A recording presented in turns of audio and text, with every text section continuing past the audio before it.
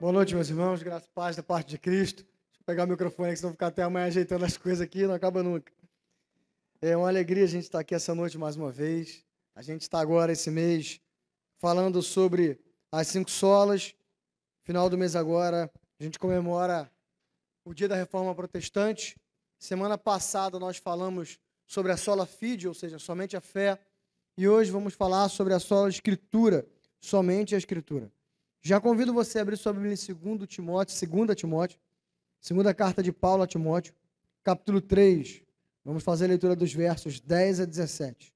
2 Timóteo 3, 10 a 17.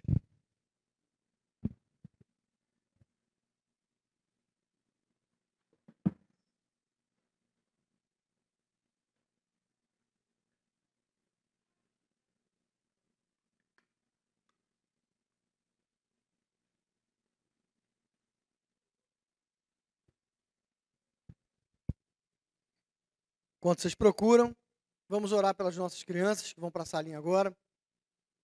Senhor Jesus, te louvamos pela sua palavra que nos cura, que nos liberta, que nos ensina. E te pedimos nesse momento, Pai, pelas nossas crianças que vão aprender da sua palavra agora. Que elas cresçam instruídas no bom caminho, que elas sejam referenciais desde cedo, Pai, aprendendo o caminho a quem deve andar. Que cada uma delas glorifique o seu nome por meio da vida delas. Que elas sejam luz, referência. E quando o nosso tempo passar e chegar o tempo delas, que elas sejam instrumentos vivos nas suas mãos desse mundo em trevas. Abençoe os professores, que eles continuem a cada domingo sendo instrumentos nas suas mãos e que possamos nos alegrar muito com a vida de cada uma dessas crianças. Essa oração que nós fazemos, Pai, felizes, em nome de Jesus. Amém. 2 Timóteo 3, 10 a 17, diz o seguinte: mas você tem seguido de perto o meu ensino, a minha conduta, o meu propósito, a minha fé, a minha paciência, o meu amor, a minha perseverança, as perseguições e os sofrimentos que enfrentei, coisas que me aconteceram em Antioquia, Icônio e Listra. Quanta perseguição suportei! Mas de todas estas coisas o Senhor me livrou. De fato, todos os que desejam viver piedosamente em Cristo Jesus serão perseguidos. Contudo, os perversos e impostores irão de mal a pior, enganando e sendo enganados. Quanto a você, porém, permaneça nas coisas que aprendeu e das quais tem convicção, pois você sabe de quem o aprendeu. Porque desde criança você conhece as sagradas letras, que são capazes de torná-lo sábio para a salvação mediante a fé em Cristo Jesus. Toda a Escritura é inspirada por Deus e útil para o ensino, para a repreensão, para a correção e para a instrução na justiça, para que o homem de Deus seja apto e plenamente preparado para toda boa obra. Bem, como eu disse, hoje a gente vai falar sobre o sola Escritura, ou seja, somente a Escritura. E eu quero dar um pano de fundo histórico para vocês aqui, para falar do porquê, a importância desse ponto na história. A gente olhando hoje, parece um tanto quanto óbvio, né? Ah, claro que somente a Escritura. Mas existia um pano de fundo para isso. Bem, um pouco antes da Reforma Protestante, ou no começo dela, chegava-se ao final a Idade Média, ou a Era Medieval, como alguns dizem, que durou entre o ano 500 ao ano 1500. E esse período foi um período de muitas incertezas, de muita instabilidade política, porque a Europa enfrentava um período de muitas perseguições e muitas invasões. Em alguns momentos eram os muçulmanos, e em outro momento eram os bárbaros. E bárbaros, para eles, era qualquer um que não pertencia ao seu povo. Então haviam muitas perseguições, muitas invasões, e nesse período, junto também, surge a figura do Papa na Igreja Católica Apostólica Romana. E aí, esses reis, eles fazem uma aliança com esses papas. Vocês nos ajudam a nos defender, e a gente ajuda vocês, a igreja, a ficar defendida. E aí eles começam uma relação de reciprocidade. Um dá a mão para o outro, e assim a gente caminha junto. Só que acontece que, com o passar do tempo, esses reis eles foram morrendo. E os seus filhos foram tomando lugar. Às vezes nem eram seus filhos, às vezes era uma outra família que numa guerra entre famílias tomava o poder. E às vezes, nessa briga de assassinatos e tramas, surgiu uma dinastia que nem contava em entrar no poder. O que isso significa? esses filhos, esses descendentes, essas outras linhagens de reis, elas não eram tão capazes quanto esses primeiros reis. Eles não tinham tanta capacidade política, tanta capacidade estratégica, militar, administrativa. E então, esses homens começam a enfraquecer. E há uma série de guerras dentro da Europa e uma sucessão de trocas de reis. Só que, ao mesmo tempo, a figura do papado vai ficando cada vez mais forte. Porque esses homens eram muito capazes. Capazes na leitura da Escritura, capazes na administração, muito capazes na política, muito capazes na estratégia. E se antes existia uma força de igual harmonia, agora esses papas começam a ficar mais fortes que esses reis, tanto na sua influência quanto na sua capacidade administrativa. Então, esses reis europeus passam a depender cada vez mais da figura do Papa para administrar suas questões pessoais. O auge disso é com Gregório I, um Papa extremamente inteligente, que definitivamente ele mostra que os papas vieram então para governar a Europa. E então, a Europa passa a ser dominada direta e indiretamente pelos papas que estavam agora subordinados aos reis. Mas com o passar do tempo, essa figura dos papas também enfraquece. Por quê? Porque os nobres começaram a ver que colocar os seus filhos do clero era um bom negócio. A Igreja Católica tinha 1/3 de todas as terras da Europa. A igreja era muito rica. Então, aqueles filhos que não eram os primogênitos, que não herdariam a riqueza, eles agora poderiam continuar ricos entrando no clero. E aí começa a compra de cargos dentro da igreja. E isso vai diluindo o poder papal, porque depois de um tempo você passa a ter papas que não eram tão bons no domínio das escrituras, não eram tão bons políticos, tão bons estrategistas, tão bons administradores. E essa briga agora de quem manda começa a ficar mais complicada, porque se nós temos reis fracos de um lado e papas fracos de outro, quem manda? E aí a Igreja Católica, ela começa a dizer que ela tem que mandar, porque a Escritura diz que é a igreja que deve mandar acima do Estado. E aí eles criam uma lei dizendo que, aí vamos entrar na sola da Escritura, vamos fazer um resumo desse funil aí. E aí dentro de toda essa discussão, há uma lei católica que existe até hoje que fala que somente os papas devem interpretar e podem interpretar a Bíblia. Para quem tem dúvida, isso está lá no Concílio Vaticano II, no Dei Verbum. Só os papas, descendentes dos apóstolos, têm a capacidade de interpretar as Escrituras. E essa Escritura passa a ser agora guardada a 7 chaves e ela só é manifestada em latim. E o culto também é em latim, numa cultura em que o povo era analfabeto no seu próprio idioma. Então, como discutir de uma Bíblia que você não sabe o que diz? Em contrapartida, também, a Igreja Católica Apostólica Romana diz que a tradição da igreja ela tem o peso igual da Escritura. Então, se alguma coisa não está na Escritura, mas há um concílio e uma bula papal que diz que a partir de então deve ser assim, deve ser assim. Porque se os papas são descendentes dos apóstolos, eles têm autoridade para isso. Mas aí, o grito dos reformadores é, não, só a Escritura, somente a Escritura é a nossa norma de fé e de conduta. E por causa disso, o povo tem que ter livre acesso à Escritura. O povo não pode, analfabeto, ir a uma igreja e ouvir o culto em latim. Ir a uma igreja e ouvir uma pregação em latim. O povo tem que ouvir o culto e a pregação no seu idioma. Lutero falava que a pregação e o culto tinham que ser tão simples que o mais simples entendesse. Porque se o mais simples entendesse, o mais sábio também entenderia. Isso para a Igreja Católica era um sacrilégio, porque era você pegar algo muito sagrado e transformar em banal.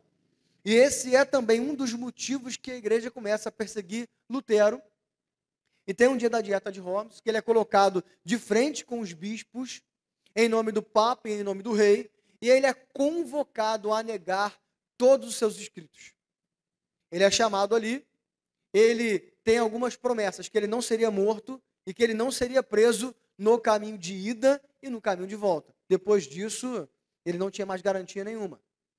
E aí eles chamam Lutero e dizem, olha os seus escritos aqui, e você tem que negar todos eles. E Lutero responde o seguinte, eu vou ler para vocês aqui o que ele responde. Desde que vossa serena majestade, vossas senhorias, busca uma resposta simples, eu a darei assim, sem chifres nem dentes. A menos que seja convencido pelo testemunho das Escrituras ou por mera razão, pois não confio nem no Papa, nem nos concílios somente, pois é bem sabido que eles frequentemente erram e se contradizem, eu estou atado pelas Escrituras que já cite, e a minha consciência é escrava da palavra de Deus. Eu não posso e não irei me retratar de nada, já que não é seguro nem correto agir contra a consciência. E não negando seus escritos, Lutero vai embora, considerado por Roma e pela igreja um fora da lei. Qualquer um agora que encontrasse Martinho Lutero tinha o direito e o dever de capturá-lo e levá-lo preso. A história nos mostra que se isso acontecesse, Lutero seria brutalmente torturado e assassinado. Mas alguns príncipes alemães guardam Lutero, defendem Lutero, e durante esse período ele coloca o ponto da sola escritura, ou somente a escritura, a valer. O que Lutero faz? Ele começa a tradução da Bíblia para o alemão, que é o país em que ele vivia. E por curiosidade, até hoje, a Bíblia traduzida por Lutero no alemão é uma referência gramatical para o idioma na Alemanha. E falando sobre o sola escritura e lendo aqui sobre a segunda carta de Paulo a Timóteo, um dos argumentos de Paulo nessa carta é sobre isso. Paulo já estava velho, no final da sua vida, no final do seu ministério, logo ele iria morrer. Ele tinha acabado de sair de uma das suas prisões. Ele manda uma carta a Timóteo, 2 cartas a Timóteo e uma carta a Tito, chamando Timóteo para perto e falando sobre os deveres do que é ser um pastor, sobre as dificuldades do que é ser um pastor. Por isso que essas 3 cartas, 1º e 2º Timóteo e Tito, são chamadas de cartas pastorais. E dentro de todos os argumentos que Paulo apresenta na segunda carta a Timóteo, um deles é a inerrância e a suficiência da Sagrada Escritura. E a gente, numa conversa aqui, vai ver o que Paulo fala sobre a Escritura na vida de cada um de nós. Aonde a Escritura tem poder e deve ter poder e influência na nossa vida. Primeiro ponto, os versos 10 a 13, Paulo fala que a Escritura nos traz referência de conduta. Ali no começo do capítulo, Paulo vai falando sobre tempos difíceis. E esses tempos difíceis seriam intensificados pela vinda de homens difíceis, homens egoístas, avarentos, corruptos, amantes de si mesmos. E Paulo fala que esses homens são enganadores. Eles vivem de enganar o outro. E, consequentemente, eles vivem de serem enganados. Em contrapartida, Paulo fala o seguinte: mas eu sofri muitas dores, sofri prisão, fui traído, fui abandonado, fui negligenciado, fui espancado, tudo em nome de Cristo. E ele fala: Timóteo, você conhece todas essas coisas. E Timóteo conhecia realmente todas essas coisas, porque parte desse sofrimento que Paulo viveu, Timóteo viveu junto com ele. Algumas dessas viagens missionárias, Timóteo estava junto. E ele sabia de todos esses sofrimentos. Mas Paulo fala o seguinte: ao mesmo tempo que existem homens egoístas e amantes de si mesmo, Timóteo, você tem que seguir o meu referencial de conduta. Porque é o referencial da Escritura Sagrada. E Paulo chama ele a reagir, a ser conduzido com paciência. Hendrickson fala de 2 tipos de paciência que Paulo apresenta a Timóteo aqui. Uma paciência ativa e uma paciência passiva. A paciência ativa é aquela que Timóteo poderia fazer alguma coisa, que é a fé, a longanimidade, a perseverança, o amor.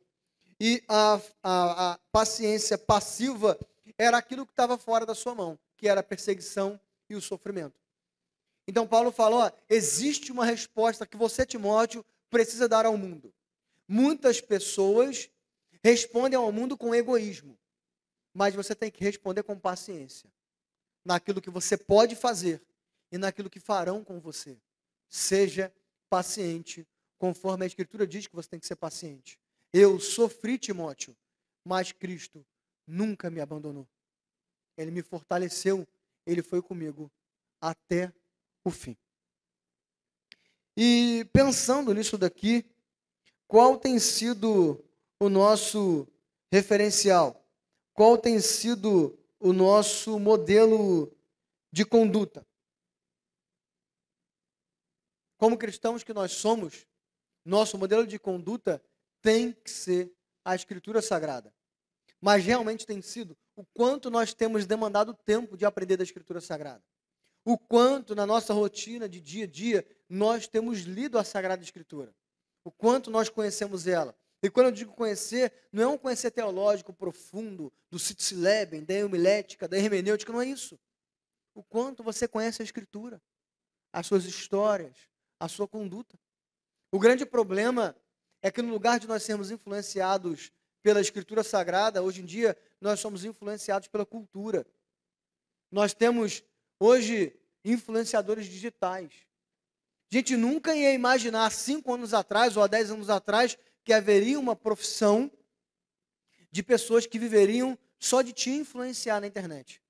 Falar como que você tem que agir, como você tem que falar com o seu marido, como você tem que falar com sua esposa, como você tem que criar seu filho, como você tem que agir com o seu dinheiro. Mas o grande problema é que eles estão milionários. Ou seja, eles estão influenciando. E às vezes nós somos mais influenciados por essas pessoas do que pela Sagrada Escritura. Percebam, meus irmãos, Paulo chama Timóteo a ter como referência a conduta dele, porque a referência dele era Jesus. Olha só, Paulo era capaz de dizer: sede santos, meus amigos, porque eu sou santo. Sejam santos como eu, vivam como eu. Será que nós temos a Escritura com tamanha referência ao ponto de dizermos: olha, você quer viver bem? Viva como eu vivo. Siga a Escritura como eu sigo. Se você não pode dizer isso, não digo que você tem que ser santarrão, não. Não digo que você não deva errar. Paulo errou muitas vezes. Mas se na nossa vida nós não podemos dizer isso, quer dizer que a Bíblia não é mais referencial na nossa vida. Ela tem que ser tão referência que as pessoas têm que olhar para nós e poder seguir o que nós falamos e o que nós fazemos. E não esse dito popular de faz o que eu digo, mas não faz o que eu faço. Isso é hipocrisia. A Bíblia condena a hipocrisia. Qual tem sido o nosso referencial? Como nós temos manifestado esse referencial no dia a dia? Como? Muitas vezes nós gastamos mais tempo nos preocupando com o nosso trabalho, com o salário no final do mês, com o que as pessoas pensam de nós, com sermos aceitos. Mas nós não manifestamos a fé em Jesus, nós não manifestamos aquilo que a Escritura nos ensina. O nosso modelo de referência é somente a Escritura. Segundo ponto, versos 14 a 15, Paulo fala que, além da Bíblia ser a nossa referência, ela nos traz força. Por que ele fala que a Bíblia nos traz força? Lembrando que ele vem lá do começo, fazendo uma comparação dele com homens enganadores. Né? Ele fala: homens enganadores, amantes de si mesmos, egoístas, avarentos, corruptos, fofoqueiros, difamadores, brigãos. Aí ele vai e fala, na nossa versão está escrito assim, quanto a você, porém, nas versões mais tradicionais falam, tu, porém. Ele está dando ênfase a Timóteo em contraposição aos outros. Ele fala: Timóteo, está vendo esses homens? Eles fazem tudo isso. Mas você não pode. Você não. Você não tem desculpa. Você é indesculpável. Mas por que Timóteo é indesculpável? Paulo explica. Porque você aprendeu das Sagradas Escrituras desde criança, Timóteo. Você aprendeu ensinado pela sua mãe, pela sua avó e por mim. E essa Escritura entrou no seu coração e te convenceu. Você conhece realmente a Escritura. Por isso, você tem força suficiente para lutar contra os modismos da cultura, contra a pressão dos homens enganadores, contra a pressão dos homens vaidosos. Timóteo, você não pode se corromper, porque a sua força é a Escritura Sagrada. E aí, olhando nessa aplicação de que Paulo fala que, em comparação aos homens ruins, Timóteo deve manter-se firme em relação à Escritura, qual tem sido a comparação que nós temos feito na sociedade? Que comparação que a gente tem feito para o nosso referencial de vida? Hoje existe um mercado do coach, né? Eu falo isso aqui de vez em quando, não criminalizando os coaches, né? Nem todos são ruins, mas pelo menos na mídia a maioria deles são, né? Coaches que te dizem que eles vão te ensinar a lidar com suas crises emocionais. Eles vão te ensinar a lidar com o seu tempo. Você vai produzir o dobro. Eu vou te ensinar a ler mais livros. Eu vou te ensinar a ficar rico da noite para o dia, sem esforço nenhum. Só que isso não serve de nada. Não serve de nada porque o grande problema é muito mais embaixo. É muito mais profundo. A raiz é o nosso coração, o pecado, a tristeza, a angústia, o egoísmo, a vaidade. Quando isso não é tratado, nós podemos tapear com todas essas coisas, mas não vai ter jeito. E outra, se nós formos olhar para a vida dessas pessoas de enganadores, pessoas que vivem de enganar. Você vai na rede social e tem uma pessoa que te ensina a se livrar dos relacionamentos tóxicos. Não seja subjugado por homens. Não seja subjugado por patrões. Seja como eu. Está no quarto casamento e o quarto falindo. Não para em emprego nenhum. Vive sendo internado com surtos e surtos existenciais. Nós temos os nossos problemas? Temos. O pastor que vos fala é ansioso crônico. Mas viver mas são eles que o influenciam. São eles hoje quem tem sido o modelo de comparação. Mas o modelo de comparação para a gente é a Escritura Sagrada. Quando nós nos baseamos nela, nós entendemos que Cristo nunca vai nos abandonar. E isso é o suficiente. Quando nós estamos baseados na Escritura Sagrada, nós continuamos sabendo que vamos passar por problemas. Nós continuamos sabendo que os enganadores vão continuar existindo. Mas nós temos uma mesma certeza que Paulo falou para Timóteo. Mas Timóteo, em todas estas coisas, Cristo nunca me abandonou. A nossa referência de conduta é a Escritura Sagrada. Como eu devo tratar o meu cônjuge como a Escritura manda? Como eu devo tratar o meu filho e o meu próximo como a Escritura manda? Como eu devo tratar o meu dinheiro e o meu hobby como a Escritura manda? O que passa disso é um referencial errado. O nosso referencial deve ser a Escritura Sagrada. Terceiro ponto, Paulo encerra dizendo que a Bíblia tem que ser a nossa referência, a Bíblia nos dá força e só a Bíblia pode guiar o homem. Ele fala para Timóteo o seguinte: Timóteo, toda Escritura é inspirada por Deus. Por que ele fala isso? Ele confronta aqui um movimento chamado de movimento dos judaizantes. Era um movimento de homens que vinham do judaísmo, que dizia que se converteram, que entravam na igreja e queriam que a igreja voltasse às práticas do Antigo Testamento. Mas, nesse momento, os evangelhos já circulavam naquela região e já eram considerados, sim, um texto sagrado. Não só o Antigo Testamento. Por isso que Paulo fala: olha, Timóteo, toda a Escritura é inspirada por Deus, toda ela. Entenda, há valor em tudo o que está escrito por ela. E essa Escritura é útil. E agora Paulo diz por que ela é útil. Primeiro ele fala que ela é útil para o ensino. Esse termo ensino que Paulo fala aqui é o ensino do Evangelho. É a história da ressurreição de Jesus, a sua promessa, a história da revelação de Cristo. A Escritura é útil para que Cristo seja conhecido. Cristo só é conhecido por meio da Escritura Sagrada. Ponto. Segundo, a Escritura é útil para a repreensão. Essa repreensão que Paulo fala é para mostrar os erros doutrinários e refutar os falsos mestres. Você não quer ser enganado. Você quer refutar os ensinos errados dentro da igreja. A Escritura é útil para isso. Depois Paulo fala que a Escritura é útil para a correção. E ele agora começa a trazer para o âmbito pessoal. Essa correção é o estímulo do pecador a abandonar a sua vida de caminho errado, abandonar o pecado, abandonar os seus vícios. Então, Paulo fala a Timóteo, você quer que o homem reconheça que ele é pecador e que ele tem uma vida nova de transformação? É a Escritura que ensina esse caminho. E ele encerra dizendo que a Escritura é a preparação na justiça. Isso significa o seguinte, que a Escritura é quem faz o homem viver para a glória de Deus no dia a dia. Quer agradar a Deus, Timóteo? Quer servir a Deus com fidelidade? Só Escritura te ensina a reta justiça. E essa Escritura, ela torna o homem apto a viver para a glória de Deus. É isso que Paulo fala. E trazendo para a nossa vida, nós tiramos 3 lições muito interessantes desse ponto.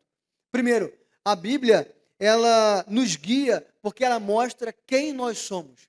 A Bíblia fala quem nós somos e o quanto nós somos pecadores. Não é como os coaches dizem que você é maravilhoso, você é ótimo. Há uma força interna aí que vai sair para fora e você vai dominar o mundo. Não, a Escritura fala que nós somos pecadores, que nós somos egoístas, que nós somos miseráveis. É o que a Escritura fala. Olha para os grandes dilemas das suas vidas, das nossas vidas. Quem não queria que o casamento fosse exatamente como você imaginava que seria o casamento? Quem não queria que a sua amizade com seus amigos fosse exatamente o que você esperaria de amizade? Quem não queria que a sua igreja local fosse exatamente o que você imagina de igreja? O que é isso? Egoísmo. Isso não é heroísmo, isso não é romantismo, isso não é lindo, isso é egoísmo.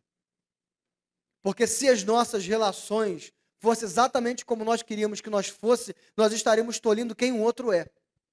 Quem o nosso cônjuge é, quem o nosso filho é, quem os nossos irmãos na igreja são. Mas quem não queria? Todo mundo queria. Isso mostra que nas nossas relações mais básicas, todos os dias, nós lutamos contra quem nós somos. Contra o egoísmo. E a Bíblia, ela não nos poupa disso. Ela nos mostra os seus maiores heróis caindo.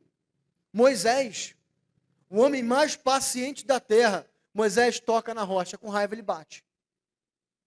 Davi, o homem segundo o coração de Deus, adúltero, assassino, desobediente. Jonas salvou Nínive com a pregação, cheio de ódio no coração. Ele queria que Nínive morresse inteira. Ele estava pouco se importando para a cidade de Nínive. Pedro, um dos maiores apóstolos de Jesus, negou ele 3 vezes, cortou a orelha de Malco, fugiu. A Bíblia não tapeia nada disso. Ela mostra que nós somos limitados. Ela nos diz quem realmente nós somos. Não o que os influenciadores dizem quem nós somos. Não o que essa sociedade relativista diz que nós somos. A Bíblia diz que nós somos. Pecadores, frágeis, fracos, limitados. E a Bíblia também diz como são os outros. Paulo começa falando de homens enganadores, meus irmãos, de falsos mestres. Na cultura relativista que a gente vive, tem alguns jargões que as pessoas usam da Escritura, né? Jesus é amor. E aí você não pode falar mais nada porque Jesus é amor. É quase que um coringa que ele tira. Plá! Igual quando a gente cresce e fala, vou falar com a minha mãe. Acabou, então você não faz mais, coringa. Alguns dizem, não, a gente não pode julgar porque julgar é falta de amor, porque a Bíblia fala, não julgueis para que não sejais julgados. Mas quando Jesus fala aquilo dali, ele fala contra o julgamento hipócrita que os fariseus faziam, de condenar o outro de pecados que eles mesmos cometiam.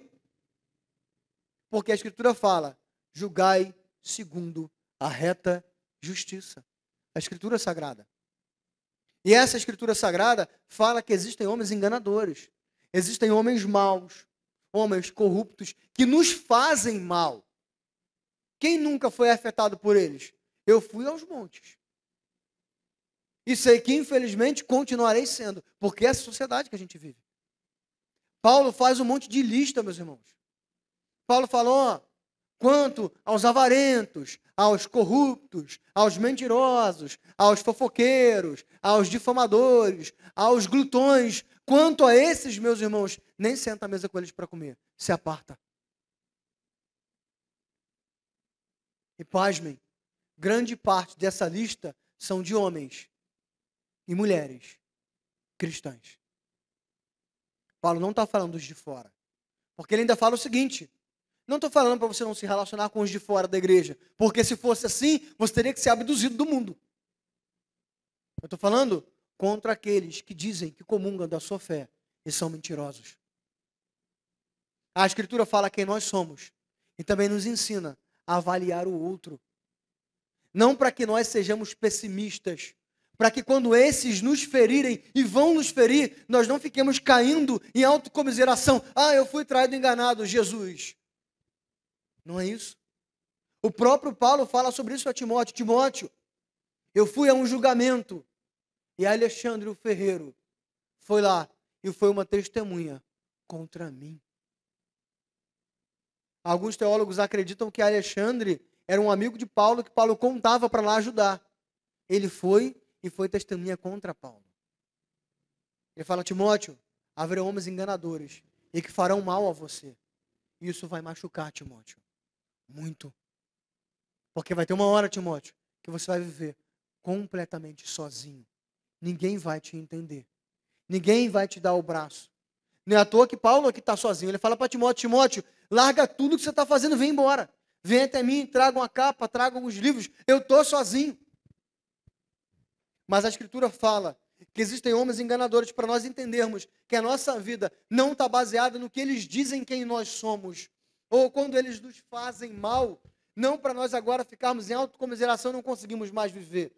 Porque nosso referencial é Paulo, e Paulo diz: mas em todas essas coisas, Jesus nunca me abandonou. E no final, a Bíblia nos mostra quem nós devemos ser. Paulo fala que Timóteo deve ser um homem que ensina o Evangelho, que confronte os erros teológicos e doutrinários. Um homem que leve as pessoas a abandonarem a sua vida de pecado e que sua vida manifeste a glória de Deus. Nós conseguimos isso, porque como Timóteo e como Paulo, nós fomos alcançados por Cristo Jesus. E nós não vivemos mais na base dos nossos egoísmos, na base das nossas vaidades. Agora o nosso coração está depositado diante de Cristo Jesus e Ele transforma o nosso egoísmo em empatia, a nossa vaidade em amor ao próximo, a nossa raiva em misericórdia, a nossa intolerância em intolerância. Agora, a nossa vida não serve mais para manifestarmos aquilo que nós queremos, mas serve para todos os dias glorificar a Deus por meio da nossa conduta. E nós aprendemos isso por meio da Escritura Sagrada. Porque ela é quem determina como nós devemos agir. E não há nada fora dela que diga o contrário disso. É ela que deve ser o nosso manual e regra de fé e prática. É retrógrado, não importa, não é. É patriarcal, não importa o que as pessoas dizem. Ela é a nossa regra de fé e prática. Deus inspirou homens para escrevê-la, mas a tinta foi perpetuada pelo próprio sangue de Cristo Jesus derramado na cruz do Calvário. E influenciadores vêm, influenciadores vão, mas a palavra dele nunca vai passar. Sola Escritura. Vamos ficar de pé? Vamos orar?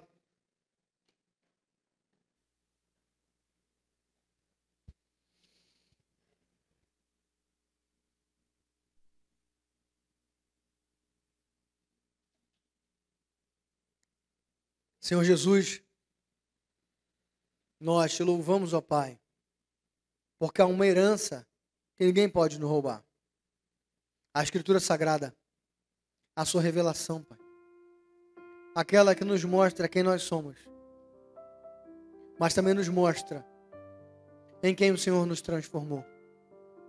Aquela que mostra que por nós mesmos não somos suficientes, mas nos mostra que o Senhor se tornou a nossa suficiência. Aquela que diz que o salário do pecado é a morte, mas que diz que o Senhor se fez pecado em nosso lugar. É por meio dela que conhecemos quem o Senhor é. É por meio dela que somos todos os dias purificados, guiados, afiados como instrumentos vivos nas suas mãos. Por isso, Senhor, que os nossos olhos estejam voltados para a sua Escritura, Pai. Que ela possa ser o nosso referencial. Que possamos gastar e investir tempo em lendo. Que ela molde nosso caráter. Que ela limpe os nossos corações. Que ela tire de nós toda a apatia, todo o pessimismo, todo o rancor.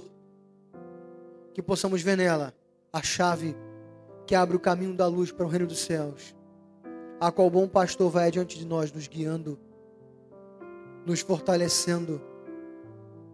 Senhor Jesus, que se nessa noite o nosso coração está diante de Ti, mas se encontra distante da Sua palavra, que o Senhor prostre os nossos joelhos diante da Tua presença, pelo Seu poder irresistível, e que moldamos o nosso caráter de acordo com o que o Senhor quer que moldemos o nosso caráter. Que hoje possamos ter sede da Sua palavra e dela todos os dias ser alimentado, para que sejamos, enfim, instrumentos vivos e poderosos nas Suas mãos. Agora, meus irmãos, que a graça do Senhor Jesus, que o amor de Deus nosso Pai, que as doces e consoladoras promessas do Espírito Santo estejam nos confortando, nos guiando, nos fortalecendo, tirando as escamas dos nossos olhos e percebendo que o caminho é estreito, mas que o Senhor vai adiante de nós até o dia em que nós seremos recebidos na nossa pátria, no reino dos céus, onde veremos para sempre dizendo: Santo, Santo, Santo é o Senhor dos exércitos, toda a terra está cheia da sua glória. Amém, amém e amém.